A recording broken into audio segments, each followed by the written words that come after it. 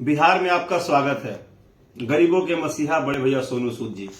और आज के बिहार के सभी युवाओं को मैं एक कलाकार के तौर पे, एक परिवार के तौर पे तहे दिल से बहुत बहुत आभार व्यक्त करता हूं कि जिस जोरदार तरीके से स्वागत किए हैं, अद्भुत प्यार के साथ गले पे गमछा और लिट्टी चोखा का जो मजा बिहार में आप ले रहे हैं, इसके लिए आपको ढेर सारी बधाई। और भले हम बिहार में आज नहीं हैं क्योंकि हम किसी शूटिंग के पर्पज से बाहर आ गए हैं, लेकिन आपको देख के और आपका स्वागत देख के हमको सभी बिहार वासियों पे बहुत गर्व महसूस हो रहा है। और सभी भाइयों को तहे दिल से धन्यवाद। आप लोग के आशीर्वाद से जिस तरह से आज बघवा भइल बा, असही आप सब भी बघवा की तरह स्वागत किए हैं।